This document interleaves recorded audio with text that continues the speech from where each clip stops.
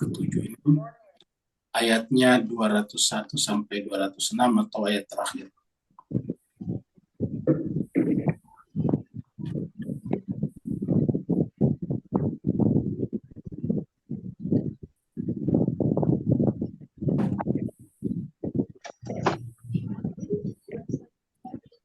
أعوذ بالله من الشيطان الرجيم. بسم الله الرحمن الرحيم. أعوذ بالله من الشيطان الرجيم.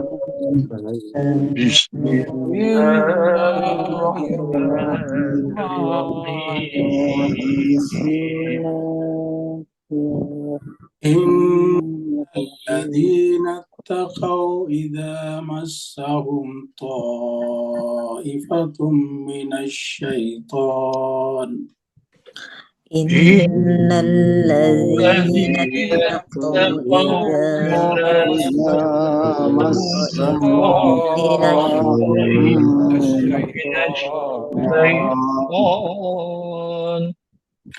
تذكروا فإذا هم مبصرون.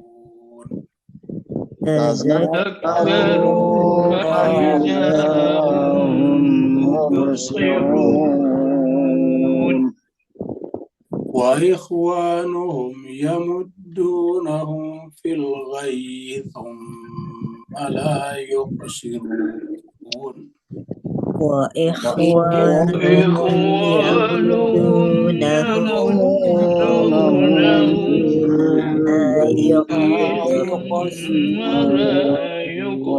يقصرون. وإذا لم تأتهم بآية قالوا لولا اجتبيتها. وإذا لم تأتهم بآية قالوا لولا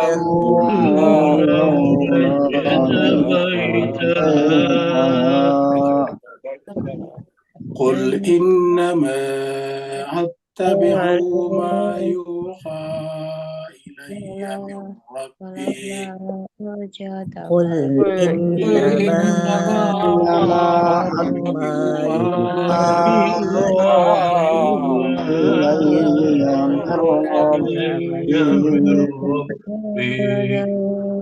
هذا بصائر من ربكم وهدى ورحمة لقوم يؤمنون.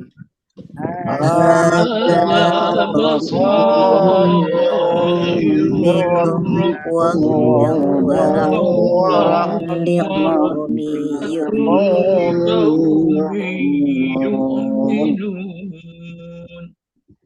وإذا قرئ القرآن فاستمعوا له وأنصتوا لعلكم ترحمون. وإذا قرئ القرآن فاستمعوا له وأنصتوا لعلكم ترحمون. واذكر ربك في نفسك تضرعا وخيفة ودون الجهر من القول. واذكر ربك في تضرعا وخيفة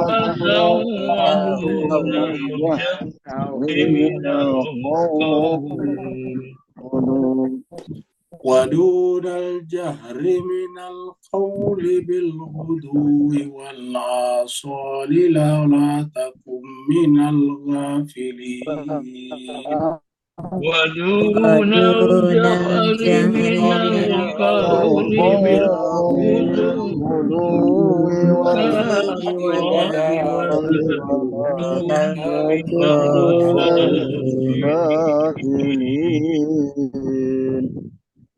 إن الذين عند ربك لا يستكبرون عن عبادته إن إن الذين الذين عند لا ربك لا يستكبرون عن يستكبرون عن عبادته عبادته ويسبحونه وله يسجدون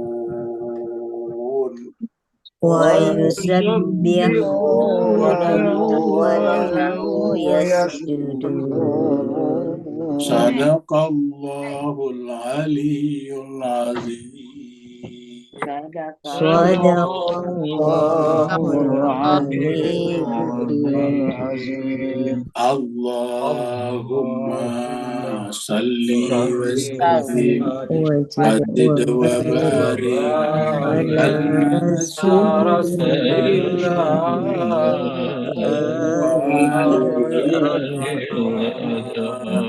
على على رسول رسول الله الله وآله وآله الأطهار الأطهار اللهم اللهم صل صل على محمد وآل محمد وآل محمد اللهم صل على محمد وآل.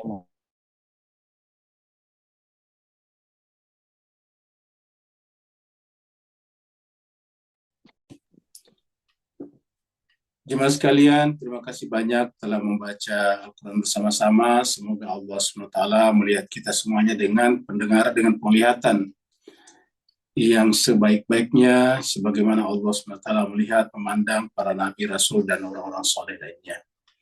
Dan semoga ayat-ayat kita baca menjadi syifa, menjadi obat penyembuh dalam jiwa kita masing-masing, warahmah, wahudan, dan juga menjadi rahmat dan petunjuk.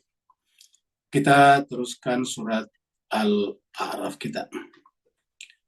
Surat Al-A'raf adalah surat yang ke-7. Al-A'raf artinya tempat yang tertinggi. Turunnya surat ini adalah di Mekah, maka disebutlah dengan surat Makkiyah. Jumlah ayatnya adalah 206 ayat, dan tadi kita sudah baca sampai 206.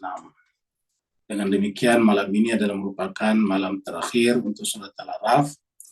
Insya Allah pada hari Jumat nanti kita akan masuk pada surat baru, yaitu surat yang ke-8, surat Al-Anfal. Terakhir surat Al-Araf kita baca sampai ayat 200. Ini berbicara tentang gangguan setan. Kata setan jangan kita bayangkan seperti dalam film-film atau seperti di dalam imajinasi masyarakat di mana-mana berada, atau ke masyarakat sesuai dengan kulturnya. Biasanya di masyarakat di mana-mana pun yang namanya setan itu di pohon-pohon atau di kuburan-kuburan atau di sungai-sungai yang dikeramatkan dan sebagainya. Setan itu adalah satu, diri kita sendiri apabila menginginkan keburukan. Yang kedua adalah sesama manusia kalau mereka juga mempengaruhi orang lain untuk melakukan yang buruk. Tapi intinya adalah setan selalu dibayangkan, dan memang harus seperti itu. Setan adalah hal yang buruk. Jadi setan itu adalah pengaruh yang buruk, memberikan pengaruh yang buruk. Pengaruh yang bisa menimbulkan dampak yang sangat besar bagi seseorang, bagi pelakunya, dan bagi orang-orang di sekitarnya. Mari kita mulai atau review dari ayat 200 sebelum kita teruskan ke ayat 201 sampai 206.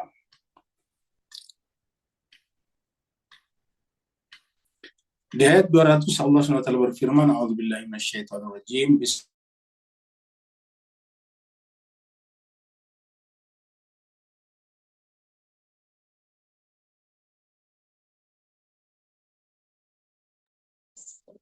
Suaranya hilang, Ustaz.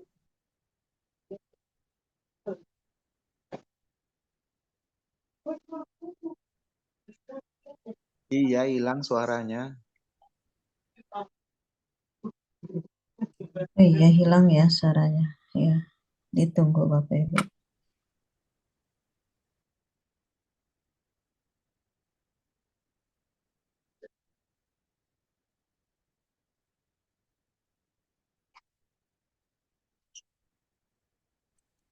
Bapak sekalian, mohon maaf tadi disconnect ya.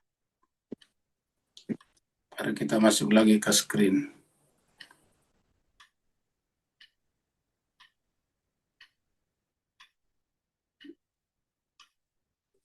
Ini Ini sudah kelihatan ya? Belum Ustaz.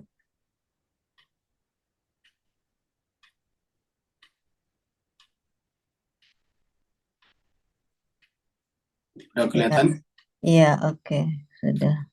Jadi sini Allah berfirman, A'udzubillahi minasyaitonirrajim, Bismillahirrahmanirrahim. Wa imma yanzaghannaka minasyaiton nazgun. Ya. Apabila syaitan mencoba mempengaruhi kalian dengan hal-hal yang buruk, dan setiap hal yang buruk itu adalah tipuan. Kenapa? Karena tidak sesuai dengan keinginan fitrah kita. Yang namanya tipuan itu kan tidak sesuai dengan keinginan. Jadi kalau kita diberikan sesuatu berbeda dengan yang kita inginkan, itu namanya tertipu. Nah, ini dikatakan wa imma yanzaghannaka minasyaiton, apabila kalian atau Anda mendapatkan godaan dari syaitan, yang godaan itu akan menipu, kata nazgun dari kata yanzaghannaka juga. Jadi artinya godaan syaitan itu berusaha menipu kita. Menipu itu artinya memindahkan, mengeluarkan kita dari jalur fitrah kita. Maka fasta'id billah, maka berlindunglah, beristiazalah kepada Allah SWT. Innahu sami'un alim, karena Allah itu maha mendengar lagi maha mengetahui. Jadi Allah kalau kita datang dengan sungguh-sungguh, Allah akan melindungi kita dari sana. Sekarang ayat 201.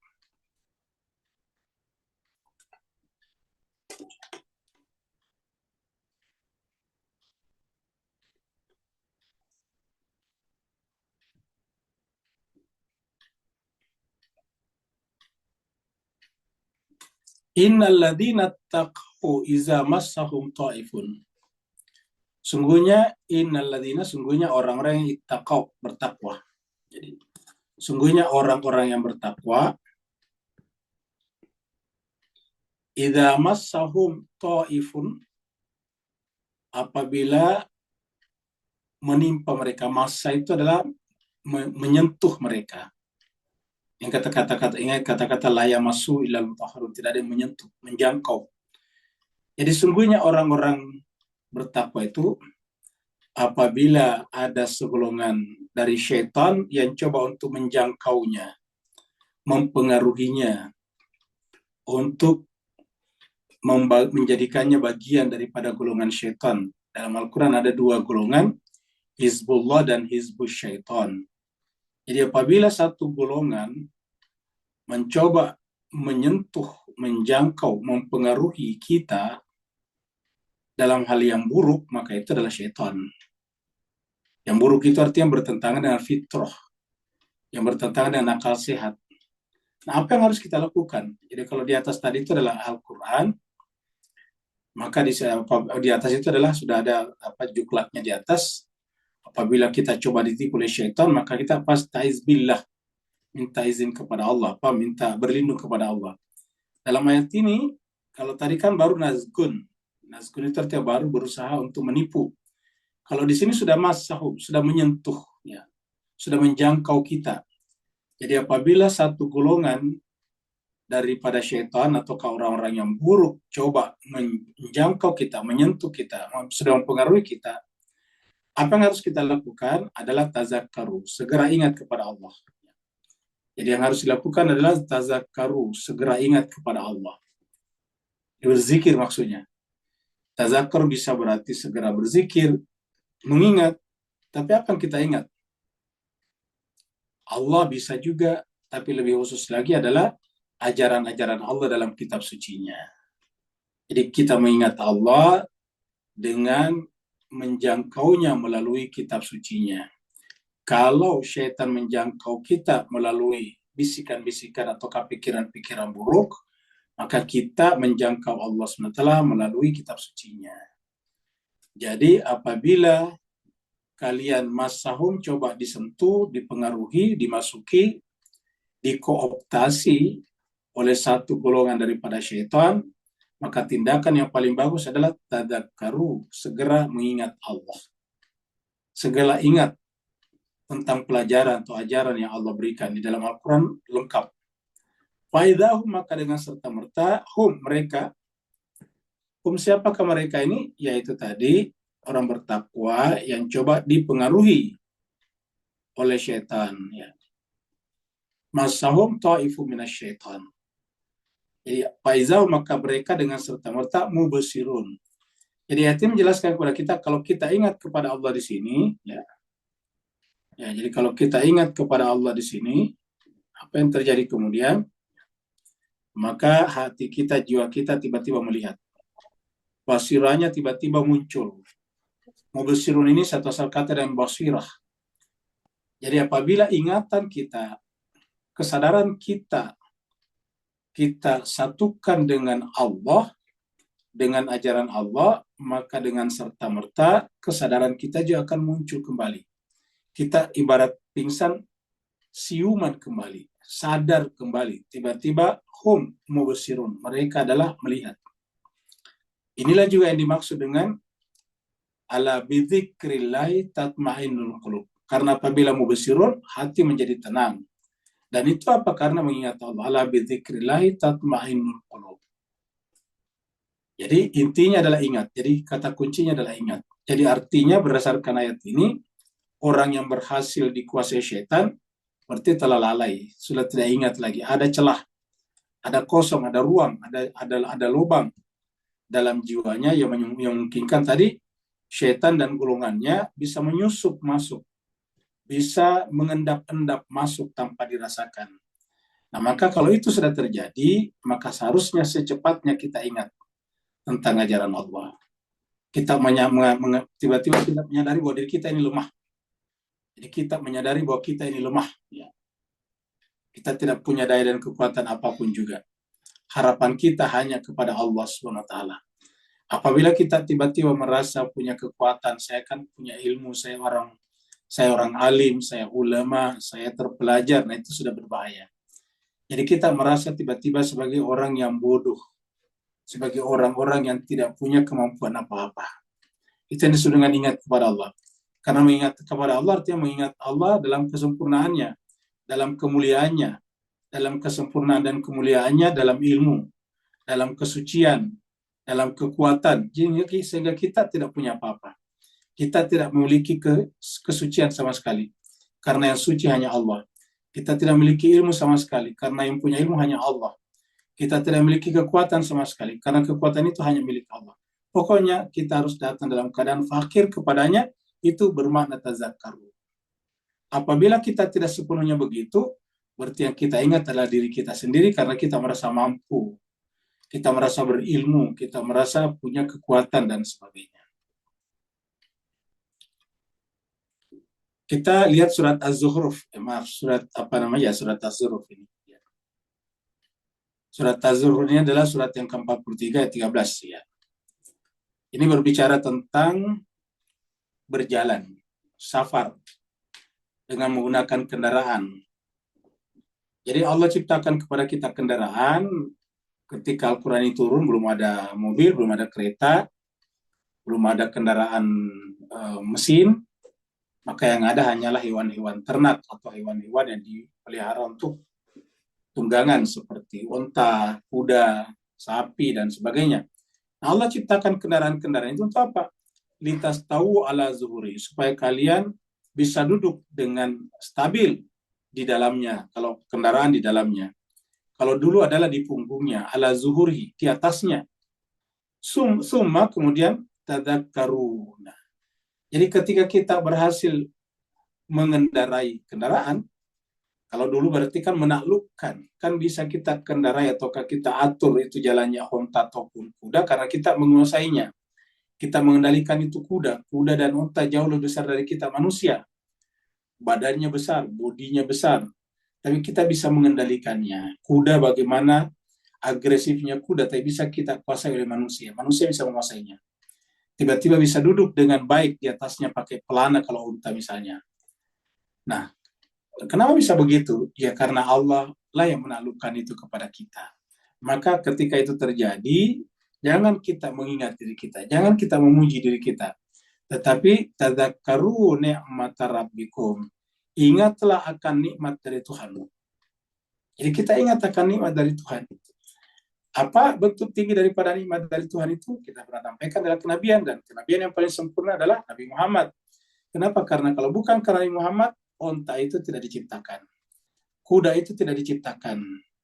Mobil, kendaraan, kereta itu tidak diciptakan kalau bukan karena Nabi Muhammad. Kenapa? Karena Nabi Muhammad lah sehingga Allah menciptakan alam semesta. Ala bidzikrillah tatmaun apa namanya? Inna arsalna wa ma arsalnaka illa rahmatan lil alamin. Dan tiadalah kami mengutus kaum Muhammad kecuali sebagai rahmat bagi seluruh alam. Jadi litas tahu ala zuhuri. Summa tadhkuru ni'mat rabbikum. Kemudian ingatlah nikmat Tuhan kalian. Idza stawaitum, apabila kalian sudah duduk dengan benar di atasnya, istawaitum ya. Apabila kalian sudah apa namanya sudah nyaman di dalam, sudah benar jalan, sudah duduk dengan baik alaihi padanya, wa taqulu, maka ucapkanlah subhana. Jadi mulai dari kata subhana. Ya. Sama ketika Isra Mi'raj, subhanalladzi asra. Di sini katakan subhanalladzi sakhkhara lana. Maksudnya Allah yang memudahkan, menundukkan kendaraan ini. Hada kendaraan ini. Jadi hada di sini kendaraan apapun juga, termasuk hewan-hewan. Jadi Allah yang menaklukkan itu, Allah lah yang memudahkan. Kenapa pesawat bisa terbang? Ya karena Allah menundukkan hukum, menundukkan semuanya pada hukum-hukum. Sehingga besi dirakit, kemudian bisa terbang. Kenapa? Karena ada mesin yang mendorongnya, ada yang mengangkatnya ke atas. Ada power, ada kekuatan di sana. Jadi semuanya itu adalah sakharana hada. Semuanya itu adalah karena Allah tundukkan buat ini. Buat apa? Ini semuanya buat kita. Wa ma kunna lahu muqrinin. Aslinya kita tidak menguasainya. Aslinya kita tidak menguasainya. Buktinya apa? Manusia-manusia dulu itu tidak menguasainya. Kan butuh waktu sekian ribu tahun baru manusia bisa menaklukkan. Butuh usia manusia ribuan tahun baru bisa menaklukkan hewan-hewan untuk dijadikan kendaraan. Butuh waktu ribuan tahun berikutnya baru kemudian bisa manusia menaklukkan hukum-hukum alam. Sehingga mereka bisa menciptakan mobil, kereta, pesawat, dan sebagainya. Jadi, wa ma kunna lahu muqrin. Aslinya kita itu tidak sanggup menguasainya. Lalu kenapa kita menguasainya? Ya karena sakharana. Dialah yang memudahkan ini untuk kita semuanya. Nah, tetapi ingat jangan sekali setelah kita menyadari bahwa semuanya adalah karena Allah, Maha Suci Allah. Jadi berdasarkan ayat ini, menggunakan kendaraan itu bisa membuat kita hatinya menjadi tenang. Jadi berkendara itu bisa menjadi zikir kepada Allah. Jadi yang namanya qurbah, takarrub kepada Allah tidak harus dengan salat, puasa, haji atau ibadah mahda, tapi ibadah gairul mahda juga seperti berkendaraan. Kalau kita lihat ini, kalau begitu kita berhasil mengendarainya dengan baik, kita disuruh berkata subhanalladzi sakharana hadza wa ma kunna lahu muqrinin. Diteruskan wa inna ila rabbina lamunqalibun. Kita ini tidak menguasainya. Dan kemanapun kita gunakan itu kendaraan, ujung-ujungnya seperti pembahasan kita, siang hari kita bisa kemana-mana saja, tapi tidak bisa memilih untuk tidak jadi malam nanti malam. Kita tidak bisa menghentikan siang sehingga selama-lamanya jadi siang. Kita tidak bisa menghentikan malam sehingga selama-lamanya jadi malam. Tidak bisa. Kemanapun kita pergi, 12 jam kemudian matahari akan terbenam di barat. 12 jam kemudian dimanapun kita tidur, matahari terbit lagi 12 jam kemudian. Jadi inilah jemaah sekalian berbahagia yang tidak mampu kita taklukkan. Itu sebabnya semuanya itu Allah ciptakan untuk kita supaya menjadi pengingat tadi, tazakkaru. Menjadi kendaraan untuk kembali kepada Allah, wa inna ila rabbina lamunqalibun. Jadi di sini Allah berbicara tentang hada kendaraan. Jadi kendaraan itu bukan hanya zahir tapi juga batin. Kendaraannya secara zahir mengantarkan kita kepada tujuan, tapi secara batin mengantarkan kita kepada Allah Subhanahu wa taala Rabbina. Jadi kalau Bapak Ibu semuanya naik pesawat dari Indonesia atau dari Singapura ke berbagai negara, tujuannya kelihatannya Amerika, Australia, Arab Saudi, kalau pergi umrah dan haji, tapi hakikatnya itu kita kembali kepada Allah sebetulnya. Jadi perjalanan kita dengan kendaraan ini dua, ya secara lahiriah kita ke kota-kota yang kita tuju, ke negara-negara yang kita tuju, ke destinasi-destinasi yang kita datangi, tetapi secara rohani, secara batin adalah ila rabbina, kita sedang kembali kepada Tuhan kami, ila rabbina lamunqalibun. Kita pasti akan patah balik kepada Allah, kita akan putar balik kepada Allah, senang atau tidak senang dengan kehidupan dunia ini, ya. Jadi kesimpulannya, apabila kita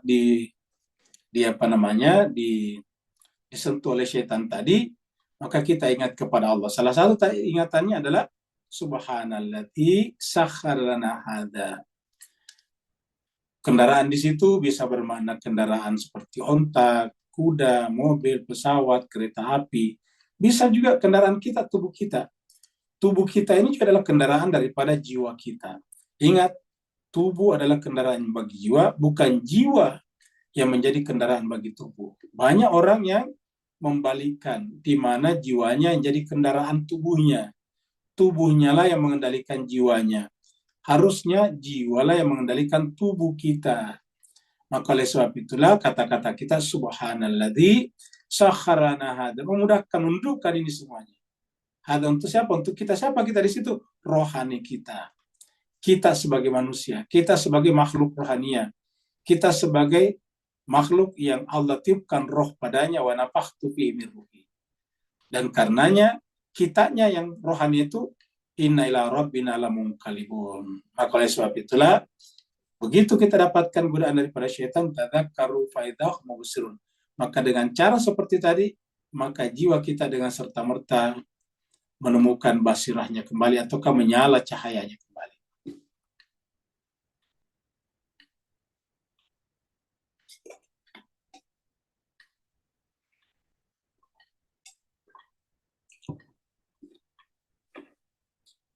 Wa ikhwanuhum yamuddunahum fil ghayyi summa la yuqsirun.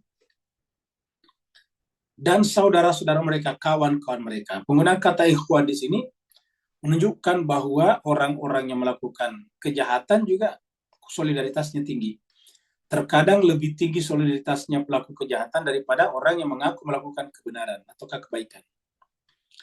Contohnya kita lihat di dunia sekarang, Israel misalnya, melakukan kejahatan yang luar biasa. Kata orang-orang, kata pengamat, ini tidak pernah terjadi sebelumnya.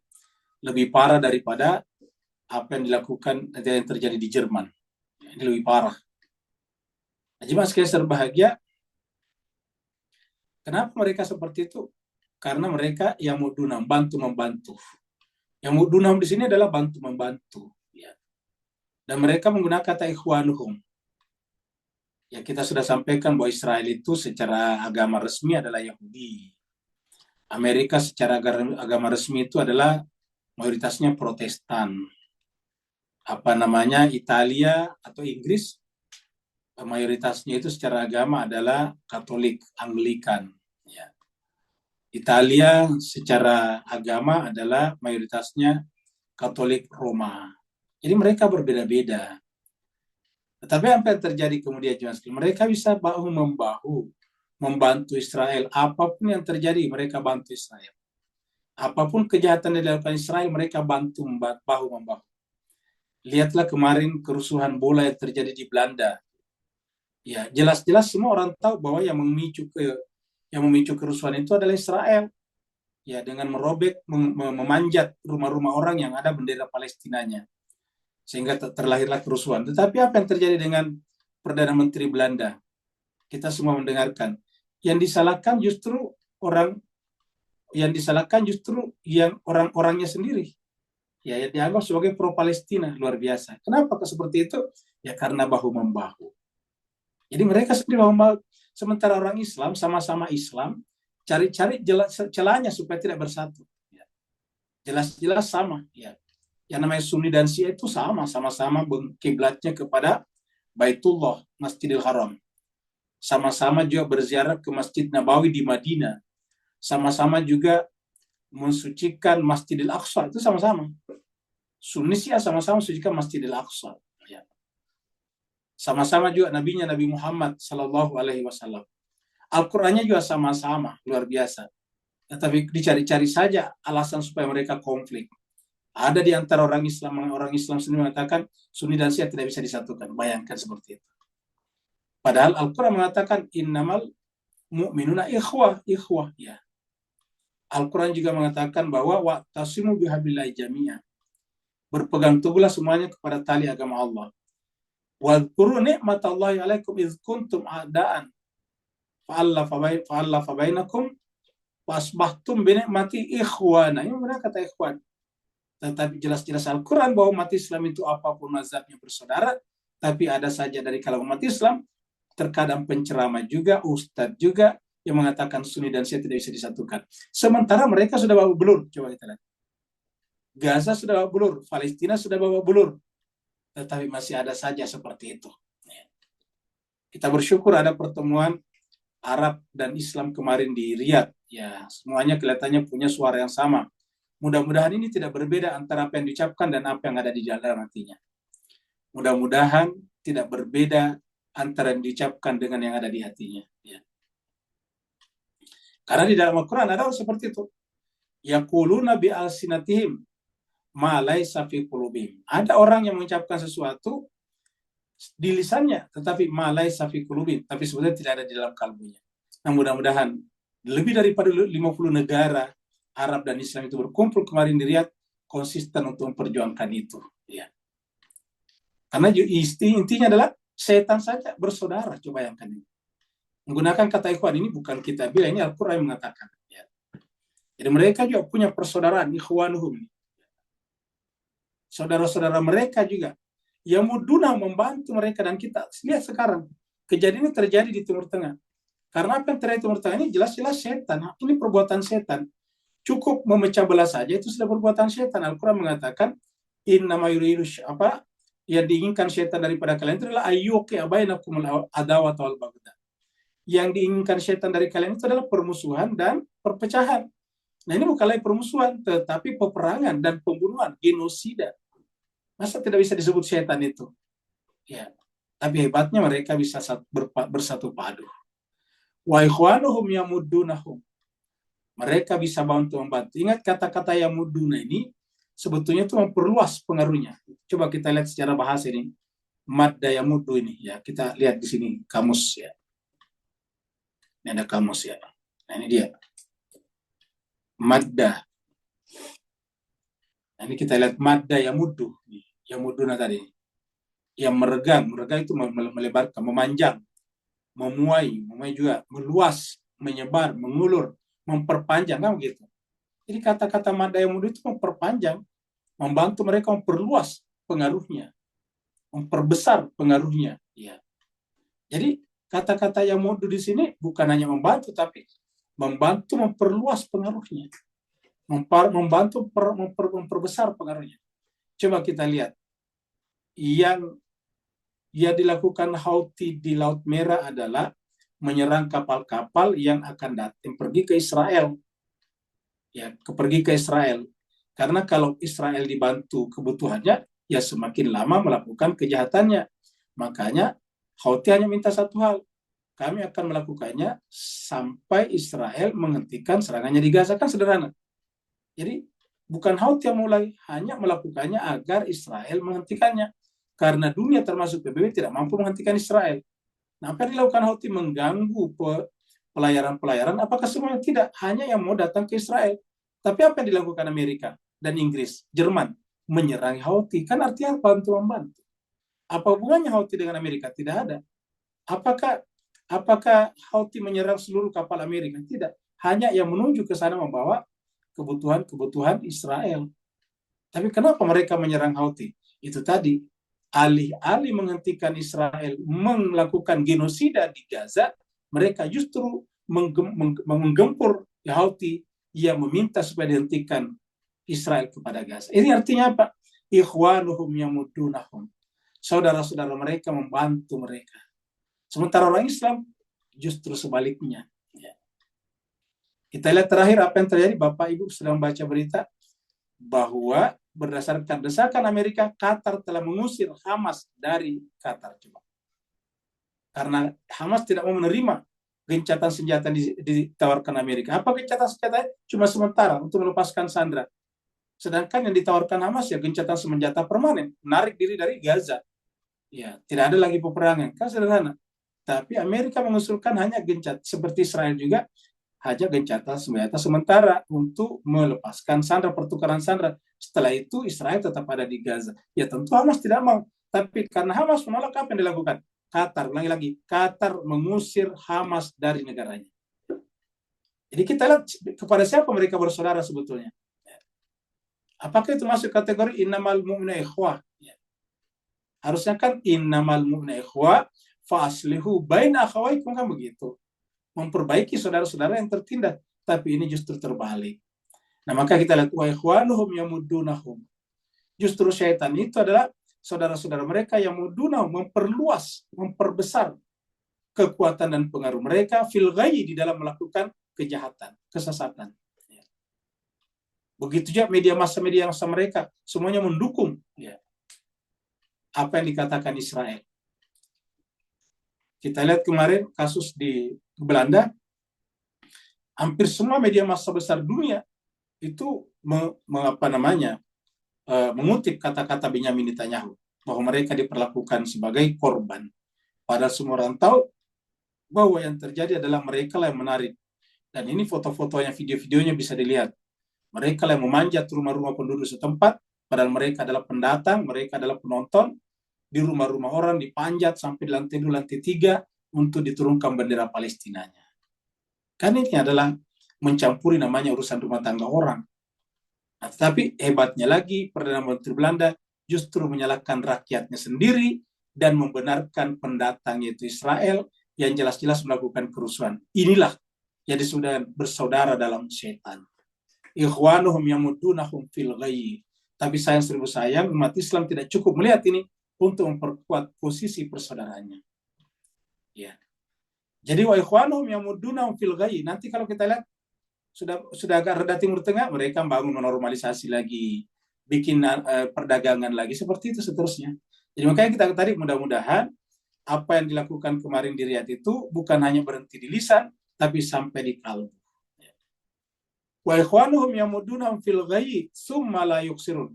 Ingat, jadi saudara-saudara mereka, ya, saudara-saudara mereka, kita artikan tadi apa nih, yamuddunahum, memperluas, memperbesar pengaruh mereka. Berdasarkan tadi kamus kita dari kata madda yamudu, fil ghayyi, di dalam kejahatan. Kita artikan saja nih al-ghayyi, kejahatan. Ya. Kesesatan kan melahirkan kejahatan, atau kejahatan dari kesesatan. Nah, apa yang kemudian summa la yuqsir, dan mereka tidak pernah mengendorkan. Ingat, tidak pernah mengendorkan, tidak pernah mengurangi. Kata-kata la yuqsir di sini henti-hentinya, maksudnya yuqsir itu mengurangi. Ingat kata qasar, kalau salat qasar itu kan disingkat, dikurangi. Ini adalahnya, la yuqsir, tidak diqasar. Ya. Di dalam kaidah bahasa Arab ada namanya maksur, ya, isim maksur yang dihilangkan, yang dipotong. Nah, ini la yuqsir, mereka tidak dihentikan. Mereka tidak dipotong, mereka tidak dikendorkan. Kita artikan saja, dan usaha mereka itu tidak pernah dikendorkan ini. La yuqsirun, tidak pernah dikurangi. Lihatlah sekarang mereka di Timur Tengah, tidak pernah dikurangi sama sekali. Ya.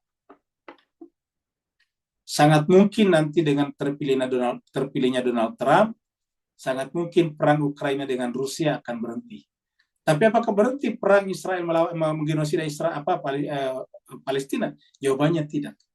Ya, karena kita tahu bahwa Donald Trump juga dululah yang pertama mengeluarkan Amerika dari CPOA-nya Iran yang telah ditandatangani bertahun-tahun berunding, terus kemudian ditandatangani, tapi yang pertama menarik diri dari sana adalah Amerika juga sendiri. Padahal dialah yang mensponsori, yang meminta ini dibuat. Ya. CPOA, ya, perjanjian nuklir. Kemudian yang kedua, Donald Trump dululah yang memindahkan kedutaan besar Amerika ke Yerusalem Timur, ke Yerusalem, ya, tadinya di Tel Aviv. Donald Trump juga lah merintis normalisasi negara-negara Arab dengan Israel di bawah judul ataukah di bawah topik, di bawah tema, yaitu Abrahamic Accord, ya, yaitu perjanjian Abrahamic, ya, perjanjian agama-agama Abrahamic, ya, Abrahamic Accord nama itu hari. Nah, jadi jemaah sekalian berbahagia, tidak akan mungkin. Jadi kalau Ukraina dengan apa namanya dengan Rusia bisa kendor, ya. Tetapi kalau Israel dengan Palestina tidak mungkin, karena itu sudah menjadi agenda mereka untuk melakukan genosida terhadap orang-orang Arab di sana, orang-orang Islam terutama di sana, ya, dan menempatkan yang pertama kali adalah Israel, yaitu adalah Yahudi, Askenazi, Yahudi Eropa sebetulnya, lalu berdarah Eropa, lalu kemudian nanti mereka disusul oleh orang-orang mereka datang ke sana kalau sudah normal, sudah stabil. Ya. Nah, jadi ini disebutkan wa ikhwanuhum yamuddunahum fil ghayyi tsumma la yuqsirun. Kata-katanya mereka tidak akan menguranginya. Makanya orang-orang seperti negara seperti Iran mengatakan Israel tidak mungkin dihentikan dengan diplomasi. Nggak mungkin. Karena mereka tidak akan mungkin mendorkannya. Satu-satunya jalan adalah kita harus memiliki kekuatan lebih daripada kekuatan mereka. Hanya itu saja. Karena satu-satunya logika yang dikenal Israel adalah logika kekuatan, bukan kekuatan logika. Ya. Jadi yang mereka Israel pegang adalah the logic of power, bukan the power of logic. Ya. Jadi bukan kekuatan logika, tetapi logika kekuatan. Jadi siapa yang kuat itu yang menang. Ya. Oleh sebab itulah satu-satunya jalan umat Islam harus memperkuat dirinya. Dan sederhana saja, umat Islam berada pada posisi selain daripada Amerika.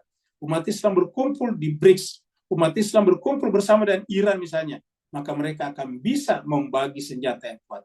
Iran membagi senjatanya kepada organisasi massa seperti Hamas, seperti Hezbollah, seperti Houthi. Masanya tidak dibagi kepada negara-negara mayoritas Islam kalau memang ada kerjasama untuk itu.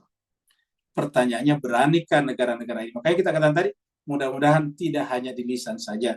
Jangan sampai seperti dikatakan Al-Quran, yaquluna bi alsinatihim ma laysa fi qulubihim. Mereka mengatakan dengan lisan-lisan mereka sesuatu yang tidak ada pada jiwa-jiwa mereka. Jadi wa ikhwanuhum yamuddunahum fil ghayyi summa la yuqsirun. Kemudian mereka tidak pernah mengendorkan usaha itu. Ya. Kita lihat di sini surat Al-Araf juga ayat 146 ya. Jadi kita ke sini karena sudah jauh ke belakang, kita ingatkan kembali. Surat 7 146. Sa'asrifu an ayati alladzina yatakabbaruna fil ardina. Allah mengatakan apa? Saya akan memalingkan, menghalangi. Sa'asrifu, saya akan menghalangi, saya akan memalingkan. An ayati, dari ayat-ayatku. Jadi ayat-ayatku tidak mungkin disentuh, tidak mungkin dijangkau. Walaupun secara lahiriah dia mengaku begitu, tapi ayat-ayatku tidak mungkin dijangkau. Saya akan palingkan mereka dari ayat-ayatku. Siapa mereka? Alladzina yatakabbarun, mereka yang sombong. Yatakabbarun itu adalah yang kiber, takabur. Mereka memiliki kesombongan dalam hatinya fil ardi, di muka bumi, bighairil haq. Jadi siapa saja, negara mana saja yang takabur, yang arogan, yang sombong di muka bumi tanpa alasan yang benar, maka Allah akan menjauhkan dari ayat-ayat. Jadi sederhana sekali, dia adalah selalu humble. Ya. Humble, sederhana. Cobalah jemaah sekalian, kalau kita mau jujur, tidak perlu kita bicara mazhab-mazhab. Tidak perlu bicara kita bangsa-bangsa. Kita jujurlah. Dari semua negara-negara di dunia sekarang, atau pemimpin negara muslim lah, yang Arab dan Islam yang ketemu tadi di yang ketemu di Riyadh. Siapa pemimpin tertinggi yang paling sejuk wajahnya? Padahal dalam kondisi berperang, dalam kondisi selalu dibombardir. Ya, kalau kita mau lihat ya cuma pemimpinnya Iran, pemimpin tertingginya waktu kita. Ya, selalu tenang orangnya. Nah, jadi cuma sekian berbahagia. Artinya apa? Mereka bersama dengan ayat-ayat Allah. Karena dikatakan di sini, kalau dia ada kibar sedikit dalam hatinya, ayat-ayatku tidak mungkin bersama dengan orang itu. Alih-alih ayat-ayat Allah, yang ada adalah ayat-ayat syaitan. Sa'asrifu an ayati alladzina yatakabbaruna fil ardi bighairil haqq, tanpa kebenaran. Wa in yarau kulla ayatin, setiap kali mereka melihat ayat, la yu'minu biha. Ayatnya mengatakan bahwa Israel itu benar-benar melakukan kerusakan di muka bumi 2 kali, melakukan kesombongan sebesarnya, tapi orang Islam, negara muslim sebagian, tetap saja bekerja sama dengan Israel. Padahal Al-Quran sudah mengatakan begitu. Artinya apa? Wa in yarakulla ayatin, setiap kali mereka melihat satu ayat, la yu'minu biha, mereka tidak beriman kepadanya. Wa in yaraw sabila rusdi, apabila mereka melihat jalan ar-rusd, rusd itu artinya yang rasional, yang logik, la yattakhizuhu sabila, mereka tidak mengambilnya sebagai jalan. La yattakhizuhu sabila. Jadi kalau melihat jalan yang rasional, la yattakhizuhu sabila. Wa in yaraw sabila al-ghayyi, dan apabila mereka melihat jalan ini kejahatan, kesesatan tadi, ingat tadi gai sama di atas ayat 1 ayat 201, yattakhidhu sabila, dia menjadikan kejahatan itu sebagai jalan, berbondong-bondong mendukung Israel, diplomatik, perdagangan dan sebagainya. Ya. Wa in yaraw sabila al-ghayyi yattakhidhuhu sabila, mereka mengambilnya sebagai jalan. Dalika, yang demikian itu bi'annahu, karena mereka itu sebetulnya hakikatnya kadzabu bi ayatina, mendustakan ayat-ayat kami. Wa kanu, dan mereka anha terhadap ayat-ayat kami itu ghafilin lalai. Ini menunjukkan bahwa dia secara lahir mengakui beriman kepada ayat Allah, tapi hatinya lalai. Karena lalai ini kan hati. Al-Quran sangat lengkap berbicara tentang hakikat manusia. Ya.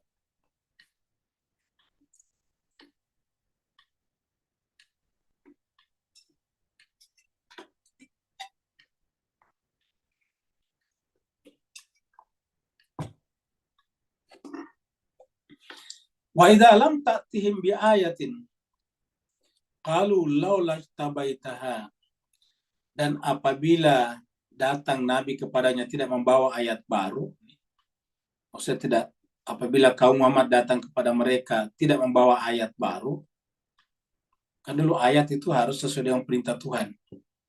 Kalau tidak sesuai perintah Tuhan, ya Nabi tidak menyampaikannya. Jadi kalau Nabi datang tidak membawa ayat baru, qalu, mereka berkata. Mereka berkata,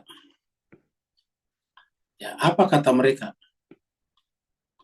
Laula tabaita, kenapa kamu tidak mengarangnya sendiri saja? Laula. La-nya di sini tidak, kenapa kamu tidak? Istabaita. Istaba itu secara bahasa arti memilih. Kalau kita mengarangkan memilih. Memilih dari tumpukan-tumpukan data yang ada dalam pikiran kita. Pembahasan kita sebelumnya itu kan ada informasi, informasi jadi data, data jadi ilmu. Ya. Kapan jadi ilmu? Ketika dianalisis, data-data itu dianalisis. Analisisnya adalah proses berpikir namanya. Nah, harusnya kata mereka, kenapa kamu tidak pilih sendiri aja? Kenapa kamu tidak karang?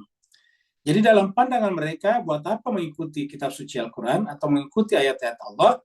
Toh ayat-ayat yang disebut ayat Allah itu adalah karangan Nabi Muhammad saja. Jadi bagi mereka, itu adalah karangan Nabi Muhammad. Ya. Jadi bagi mereka, Nabi Muhammad itu adalah orang jenius saja, orang pintar mengarang. Makanya ketika Nabi, kamu Muhammad tidak membawa satu ayat kepada mereka, kalau mereka berkata, laula tabaita, kenapa kamu Muhammad tidak mengarangnya saja? Haknya yaitu ayat ini. Ya. Jadi haknya di sini, ya. Haknya di sini adalah ke sini. Ya. Kenapa kamu tidak menuliskan aja ayat-ayat itu sendiri?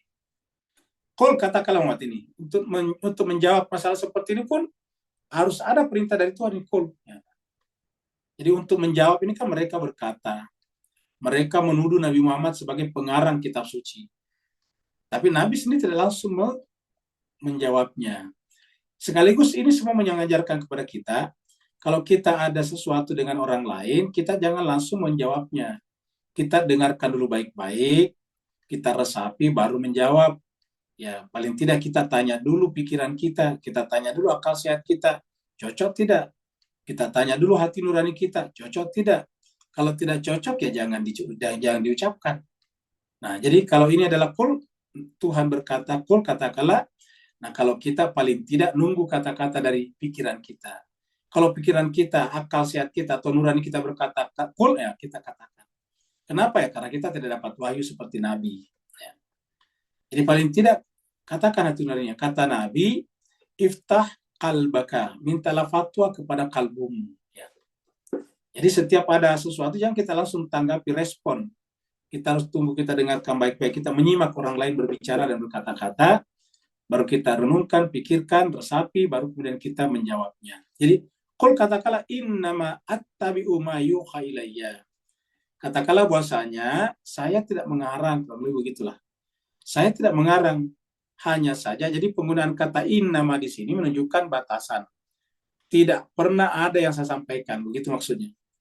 Tidak pernah ada satupun yang saya sampaikan, kecuali saya menerimanya dari Tuhan. At-tabi'u, saya hanya mengikuti ma yuha ilayya. Saya hanya mengikuti, mengittiba kepada apa yang diwahyukan kepada saya. Jadi ma apa-apa, yuha diwahyukan kepada saya. Jadi saya mengikuti ma apa-apa yuha ilayya kepada saya, kata Nabi. Ya-nya di sini Nabi, ya. Min Rabbi, dari Tuhanku. Hadza Al-Quran ini ataukah kitab suci ini basair. Apa itu basair? Basirah. Basair itu kacamata, pandangan yang benar. Jadi Al-Quran ini adalah basirah. Ini adalah basair. Min Rabbikum, dari Tuhan kalian. Wahudan, dan petunjuk. Warahmatun, dan rahmat.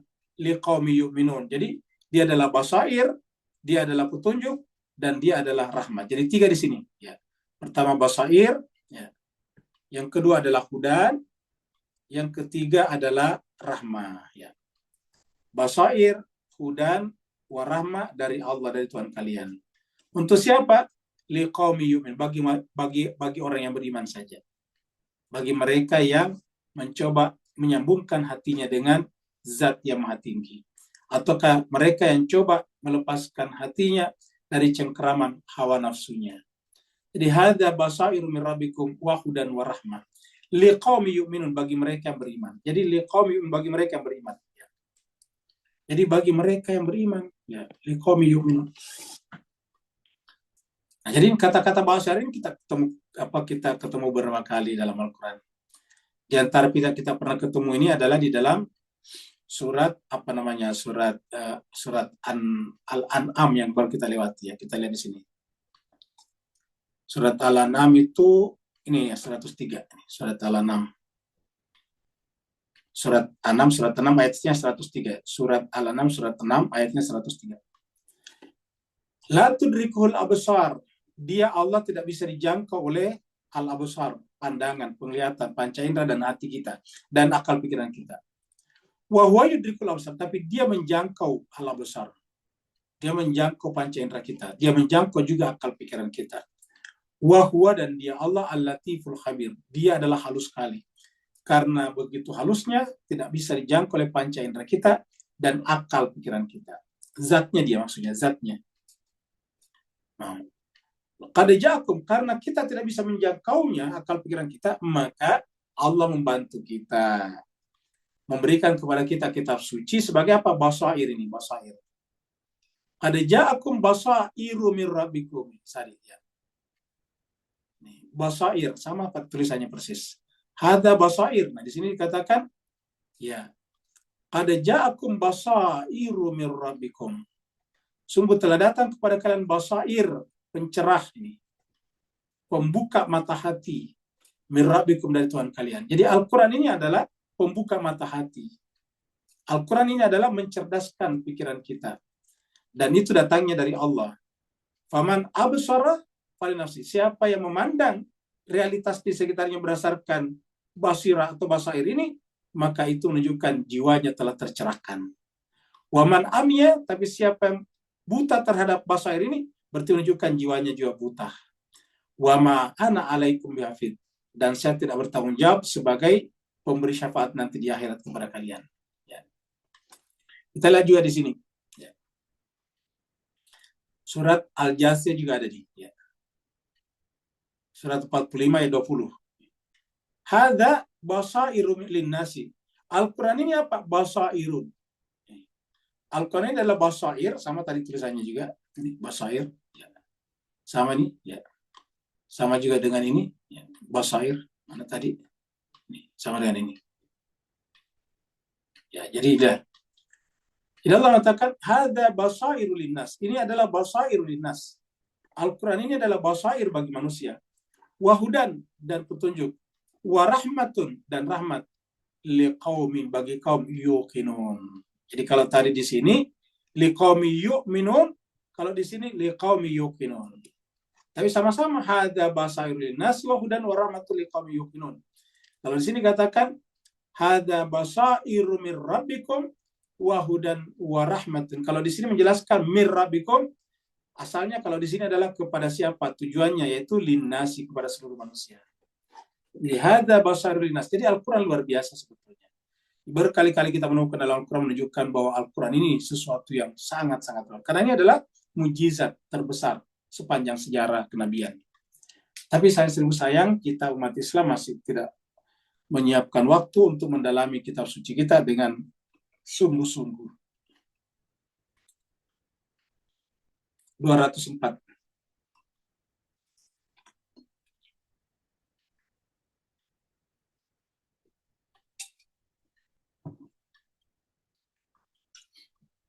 Nah, jemaah sekalian, coba kita lihat tadi. Karena Al-Quran itu adalah mujizat yang luar biasa. Dia adalah basira yang datang dari Allah untuk seluruh manusia. Jadi, basira, basair mir rabbikum, itu paling dikatakan basair linnasi. Jadi dia dari Tuhan untuk seluruh manusia. Tapi apa yang terjadi? Banyak orang yang tidak mendengarnya dengan baik. Makanya ayat ini 204 mengatakan, karena begitu pentingnya Al-Quran ini, maka wa idza quri al-Qur'anu, apabila dibacakan Al-Quran. Kita baca dari sini bagusnya. Ya, kita baca dari ini. Kita baca dari Al-Quran karena ini namanya fa'il pengganti, namanya naibul fa'il. Kenapa kita tahu ini naibul fa'il? Karena ini adalah bentuk pasif, bentuk majhul, qur'ah, ya. Bukan qara'ah, tapi qur'ah. Jadi ini adalah namanya fa'il pengganti, yaitu kita terjemahkan sini. Dan apabila Al-Quran dibacakan, itu baru enak didengarkan. Dan apabila Al-Quran dibacakan, jadi penekanannya pada Al-Quran. Jadi apabila Al-Quran dibacakan, fastami'u, maka pasanglah telinga hati kalian. Fastami'u, simaklah baik-baik, dengarkanlah baik-baik. Jadi fastami'u, dengarkanlah baik-baik. Ini bentuk jamak kepada seluruh manusia tadi. Kan tadi dikatakan adalah basair linnasi wa huda wa rahmatan liqaumi yuqinun. Wa idza quri'al Qur'an, apabila Al-Quran ini dibacakan, fastami'u, maka simaklah, dengarkanlah baik-baik. Lahu, kepada Al-Quran. Jadi lahu di sini adalah kepada Al-Quran ini. Ya, kembali kepada Al-Quran. Jadi fastami'u lahu, dengarkanlah kepada Al-Quran. Ini Al-Quran mengatakan begitu. Jadi kalau saya berkali-kali menyampaikan di sini, bukan saya ingin didengar sama sekali, enggak, ini Al-Quran sering mengatakan, dan itu sering sekali kita sampaikan, temukan dalam Al-Quran. Al-Quran juga mengatakan dalam surat Al-Furqan yang sering kita angkat, bahwa Nabi mengadu di hadapan Allah. Kenapa? Karena umatnya, kaumnya menjadikan Al-Quran itu terjauhi. Qala Rasul, ya Rabbi, inna qaumi ittakhadhu hadzal Qur'ana mahjura. Surat Al-Furqan ayat 30. Rasul berkata di hadapan Tuhannya, ya Rabbi, ya Tuhanku, inna qaumi, sungguhnya kaumku, ittakhadhu, menjadikan hadzal Qur'an, Al-Quran ini mahjura, dijauhi. Ayat ini mengatakan, apabila Al-Quran dibacakan, fastami'u lahu. Apabila Al-Quran dibacakan, maka dengarkanlah, simaklah. Dari kata istami itu menjadi kata simaklah. Dari kata sami ayasma'u. Ya. Kata-kata istami artinya simaklah terus-menerus dengan baik, dengan saksama. Jadi kalau samia saja, fasmi'u, fasami ayasma'u, fasma'u. Jadi misalnya kalau tulisannya fasma'u, tidak ada taknya di sini. Itu artinya dengarkan saja. Tapi kalau di sini maksudnya dengarkan terus-menerus, simak baik-baik. Jangan sampai miss, jangan sampai ada yang hilang. Ya. Fastami'u lahu, dengarkan baik-baik. Karena kalau ada yang bisa, ada yang hilang, itu bisa menjadi maknanya berbeda, berubah. Ya. Jadi fastami'u lahu, maka dengarkan, simaklah baik-baik pada Al-Quran itu. Wa ansitu, ya. Kalau di sini artikan perhatikanlah. Di sini ada mana diam dan perhatikan. Jadi wa ansitu, ya. Wa ansitu, ini kata kerja perintah, ini seru, ya, perintah. Sama tadi di sini adalah kata kerja perintah ini, ya. Fastami'u lahu wa ansitu, dan diamlah dan dengarkan baik-baik. Coba kita lihat kata-kata nun shad ta ini, ya, dalam kamus tadi kita lihat sini nih, ya. Kita tulis nun shad kemudian ta, ya. Apa yang dibilang? Nasata yansitu di sini, ini ada ke bawah. Nasata yansitu. Tulisannya kan tadi ansitu ini berarti sudah benar tadi, lari ke bawah ini. Ini ke bawah artinya nasata yansitu berarti ansitu, ya. Artinya apa? Diam, dengarkan baik-baik. Diam, dengarkan baik-baik. Coba lihat jelas sekalian. Jadi Diam, dengarkan baik-baik. Seandainya pun berisik orang, curi-curi dengar ini, mencuri dengar. Jadi tanah satu, mencuri dengar, mendengarkan dengan diam-diam, menguping. Nah itu dia. Ya. Diam dan mendengarkan ini, nasata yang situ. Nasata, ansit, atau ansitu kalau bentuk jamak. Ya. Intasata, jadi nasata, ansata, intasata, lahu, sama. Diam dan mendengarkan. Jadi dua hal. Diam sambil mendengarkan. Jadi bukan diam atau mendengarkan, bukan. Jadi apabila Al-Quran dibacakan, diterangkan, maka diam sambil, ya begitu maksudnya kalau kita. Diam sambil mendengarkan baik-baik. Ya. Nah, jadi ini adalah nasata yang situ. Kita kembali lagi ke sini. Jadi sudah ketemu tadi. Ya. Jadi wa idza quri'a al-Qur'anu, apabila Al-Quran itu dibacakan, fastami'u lahu, dengarkan kepadanya. Wa ansitu, diam sambil mendengarkan atau cermati baik-baik. La'allakum, mudah-mudahan kalian turhamun, dirahmati. Jadi berdasarkan ayat ini, kalau kita mendengarkan Al-Quran dibacakan, dikaji seperti ini, mudah-mudahan Allah merahmati kita ini. La'allakum turhamun. Mudah-mudahan kita diberikan kasih sayang oleh Allah SWT. Allah mengasihi kita. Allah memandang kita dengan pandangan kasih sayangnya. Ya. Nah, jadi ini adalah harapan kita. Ini Al-Quran. Untuk sampai kepada sini adalah Al-Quran. Jadi la'allakum turhamun, ya Al-Quran. Ya. Apabila Al-Quran dibacakan, bukan yang lain, tapi Al-Quran.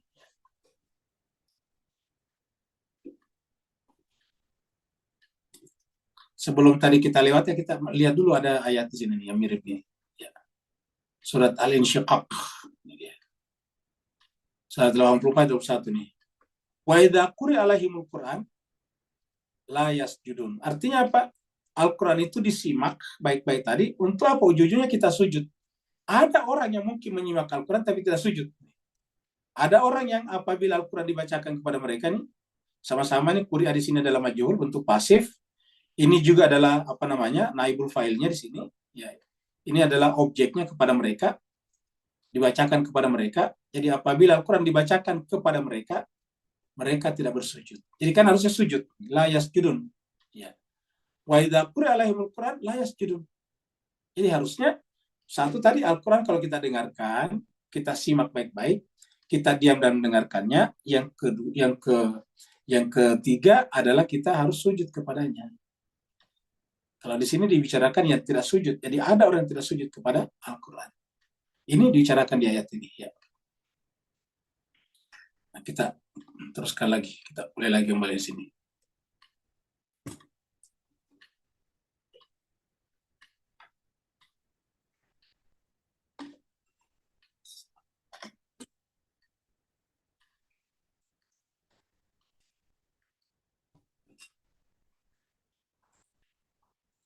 Wadkur rabbaka fi nafsika.